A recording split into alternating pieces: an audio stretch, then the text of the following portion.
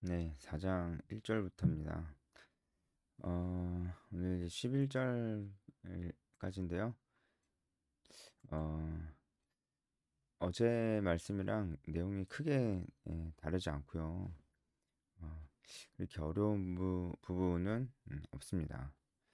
그래도 한 절씩 좀 보겠습니다. 내가 또 말하노니 유업을 이을 자가 모든 것의 주인이나 어렸을 동안에는 종과 다름이 없어서 그 아버지가 정한 때까지 후견인과 청지기 아래 있나니. 저번에 어제 했었던 말씀이랑 비슷하죠. 믿음이 오기 전까지 우리 상태를 얘기하고 있어요. 후견인과 청지기는 율법을 얘기하고 있습니다. 후견인과 청지기가 어, 그 믿음이 올 때까지 율법이 후견인과 청지기처럼 예, 우리를 이제 종으로 삼았다는 거죠. 그죠? 근데 사실 이건 말이 안 됩니다. 후견인과 청지기는 어, 후견인과 청지기가 종이잖아요. 어, 우리는 종이 아니잖아요. 하나님의 자녀인데, 우리가 이런 그 종 아래에 있다는 겁니다. 이제 이런 상태가 어떤 상태인지 어제 말씀을 드렸죠. 제가 이제 그 초등교사 설명하면서 좀 말씀을 드렸습니다. 그래서 믿음이 오기까지 이 율법이 우리가 사실 율법 아래 있을 수가 없는데 율법이 초등교사로서 어, 우리에게 그 옳은 길이 무엇인지를 이렇게 가르쳐 주었다 이렇게 얘기를 했잖아요. 하지만 그것을 옳은 길로 갈 수 있게끔 하지는 않은 것이다. 율법은 그렇게 할 수 있는 생명의 기능, 실제로 의롭게 할 수 있는 기능은 없기 때문에 옳은 길이 무엇인지만 보여준 그런 기능을 했었다. 그 얘기랑 같은 말씀입니다. 어, 우리가 어렸을 동안이라고 하는 것은 율법 아래 있을 때 후견인과 청지기로 나타나고 있는 이 율법 아래 있을 때가 바로 이 1절의 어렸을 동안입니다. 그랬었는데 우리가 이제 런 종로를 했다. 3절에 초등학문 아래에 있어서 종로로 됐다. 이 초등학문도 율법을 가리키는 것입니다. 그러니까 때가 참에 이제 예수님께서 오셨어요. 하나님이 그 아들을 보내서 여자에게서 나게 하시고 이 말씀에 어, 예수님의 신성과 인성이 다 드러나 있습니다. 예, 예수님의 신성은 하나님이 그 아들을 보내셨다. 하나님이 보내셨다라는 것에 예수님의 신성이 나타나 있고 여자에게서 나셨다라는 것에 예수님의 인성이 드러나 있습니다. 예수님께서는 100% 하나님, 100% 인간이시죠. 율법 아래 나게 하셨습니다. 예수님을 율법 아래 나게 하셨어요. 여기서 말하는 율법은 좀 많이 포괄적입니다. 모세 율법이기도 하고 그 이 믿지 않는 자들까지 포함해서 이 율법을 지금 얘기하는 거기도 한데요. 어떤 양심의 법 이런 것까지 다 포함해서 얘기하고 있는 겁니다. 그러니까 어, 그런 의미에서 예수님도 우리와 똑같이 율법 아래 나게 하셨다는 거예요. 율법 아래 있는 자들을 속량하시고 우리를 아들의 그 명분을 하려 하시려고 우리가 아들의 명분을 얻게 하려 하시려고 그렇게 하셨다라고 하는 겁니다. 그래서 우리를 속량하셨다. 속량하셨다는 것은 몸값을 치르고 되찾다 이런 뜻이죠. 예수님께서 피값을 치르고 우리를 되찾으셨습니다. 죄 가운데서 우리를 되찾으셨습니다. 율법 율법에게서 되찾았다기보다는요 죄 가운데서 되찾은 거죠.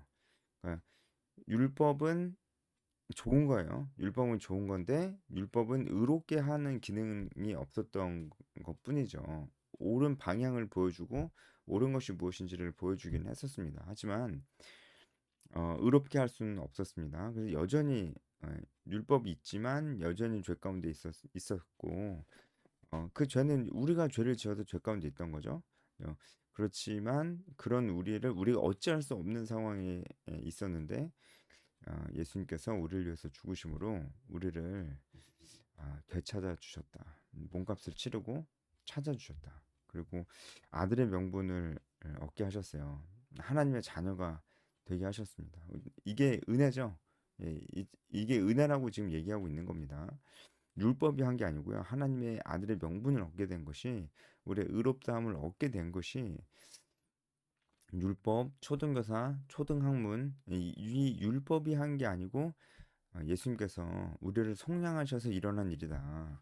아, 은혜로 된 일이다. 은혜로 된 일이다. 라는 얘기를 하고 있습니다. 그래서 너희가 아들임으로 하나님이 그 아들의 영을 우리 마음 가운데 보내사 아빠 아버지라고 부르게 하셨다. 하나님과 우리와의 관계를 얘기해 주고 있죠. 우리가 종이 아니고 아들이다. 아들이면 하나님으로 말미암아 유업을 받을 자다. 이 유업이 뭔지도 제가 말씀을 드렸었습니다. 어, 그렇습니다.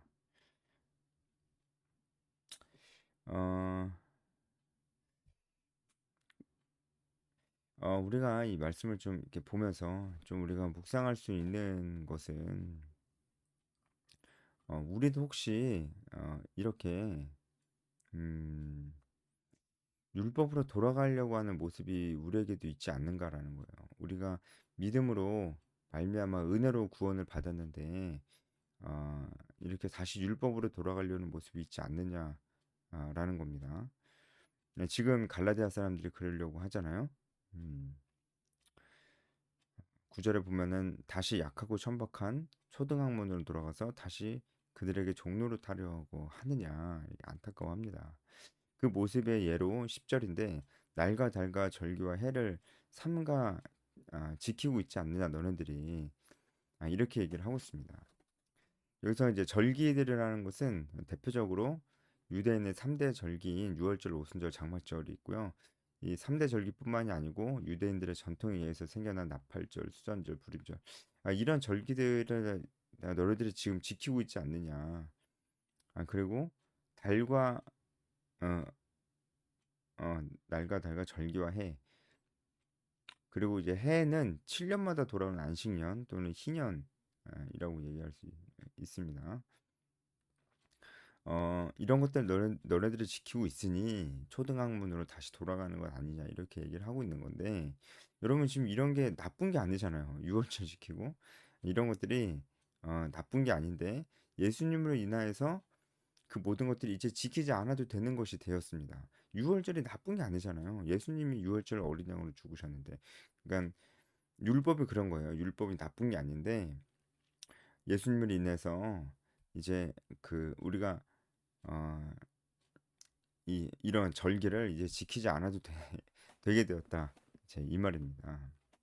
근데 다시 이런 절기들을 지키고 있는 거예요. 이것으로 우리가 구원을 받는 것이 아닌데 다시 이런 것들을 지키고 있는 모습들을 보는 겁니다. 마치 이것을 통해서 다시 구원을 얻는 것처럼 이렇게 하고 있는 것을 봅니다. 자, 그래서 이제 마무리하면서 좀 우리가 여기서 다 아는 말씀 같기도 하고 또 사실 또 어려운 말씀이 아닌데 또 우리가 좀 우리에게 적용을 하면서 우리를 돌아보는 부분이 이 갈라디아서에서는 그게 참 중요한 것 같아요. 자, 일단은 뭐 이런 절기를 지키는 거 예수님 오고 난 다음에는 이들이 지킬 필요가 없게 되었습니다. 예수님께서 자기 몸을 단번에 들이심으로써 단번에 제사로 드리심으로써 더 이상 이제 제사를 드릴 필요가 없게 되었는데 이들이 계속 이제 그 유대인의 절기들을 계속 지키고 있는 거예요. 하지만 예수님이 오시기 전까지 이것들은 다 좋은 거였습니다.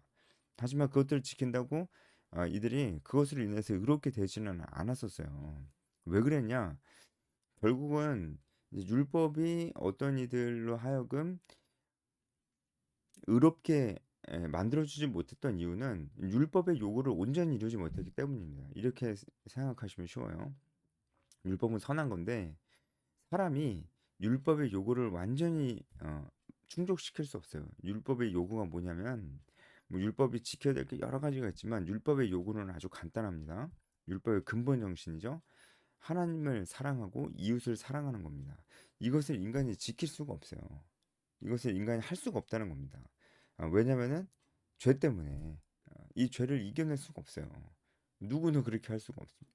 근데 율법은 하나님을 사랑하는 것이 어떤 것이고 이웃을 사랑하는 것이 어떤 것인지 계속 보여주는데 그게 옳은 방향인데 율법은 우리가 실제로 그렇게 살 수 있도록 하진 않아요. 우리가 그렇게 살아야 되는데 우리는 그렇게 도저히 살 수가 없다는 거예요. 그게 우리의 실존적인 상태였고, 그래서 모든 사람이 죄에 빠져 있는 상태가 바로 우리의 상태였다는 거죠. 근데 예수님으로 말미암아 우리가 이제 그 죄에서 건진받게 되었다라는 것입니다. 그렇다면 이제 우리가 어떻게 살아야 되느냐? 이게 중요한 거죠. 분명한 거는 갈라디아 교회처럼 다시 율법으로 돌아가면 안 됩니다. 다시 율법으로 돌아가는 게 뭘까요? 그러니까 율법의 그런 근본 정신을 생각하지 않고 그런 겉모습들을 지키는 방향으로 다시 돌아가는 거예요.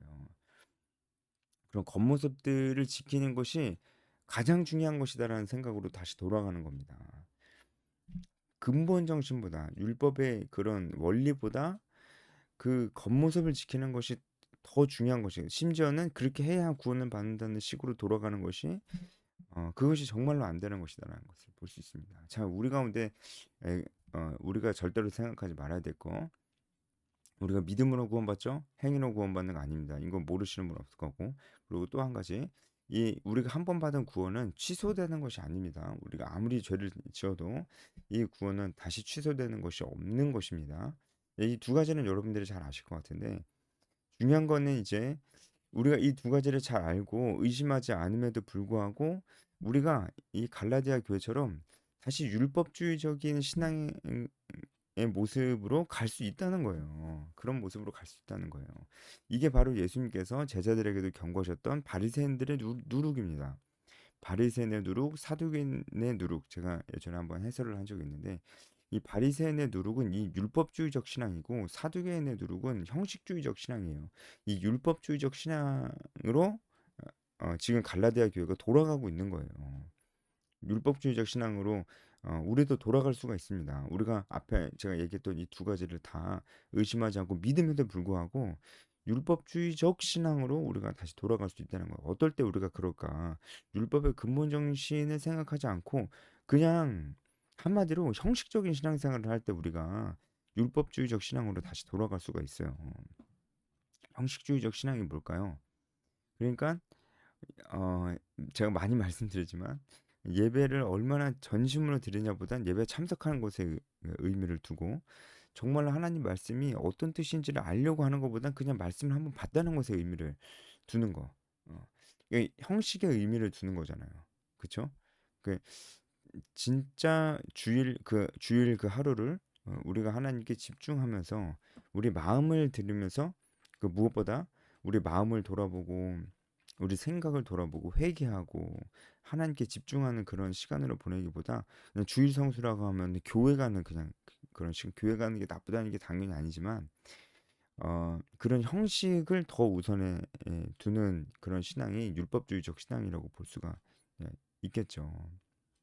그래서 그런 율법주의적 신앙에는 전심이 없습니다. 진심이라는 것이 없어요. 그래서 사실 율법주의적 신앙은 좀 되게 종교적입니다. 말씀을 쭉 봐도 말씀을 그냥 본 것 자체의 의미를 두고 그 내용을 막 몰라도 크게 문제를 삼지를 않아요.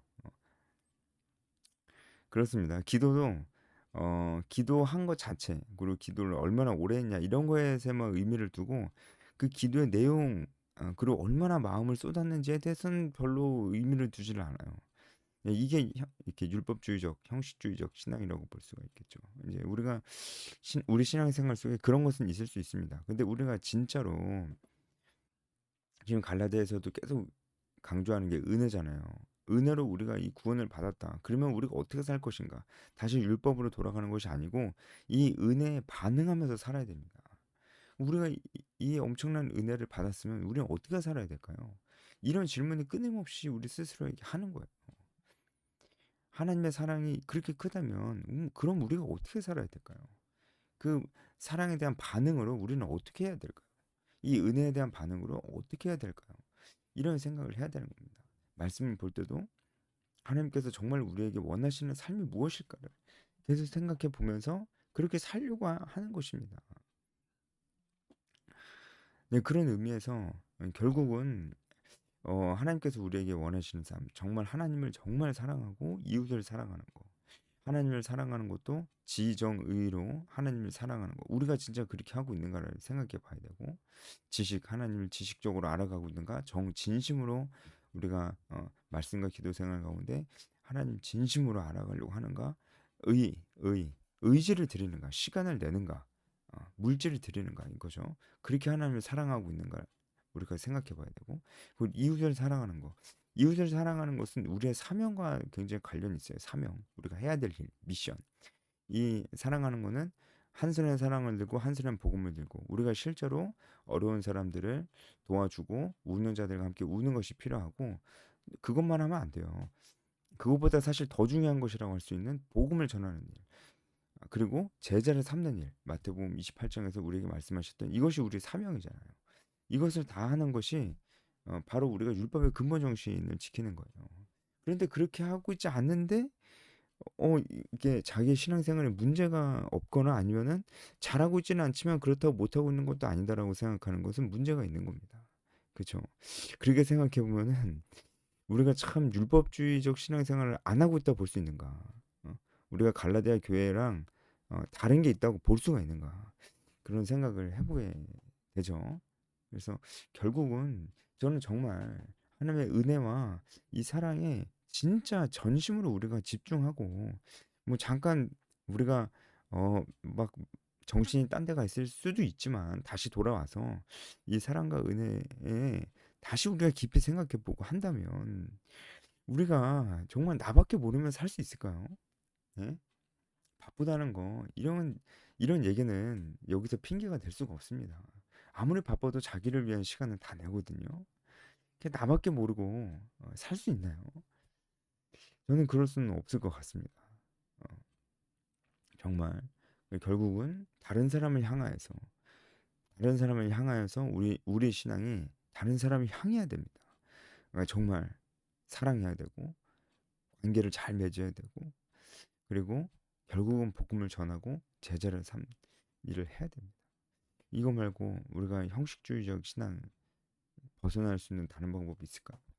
그런 생각을 해봅니다. 여기까지 하겠습니다.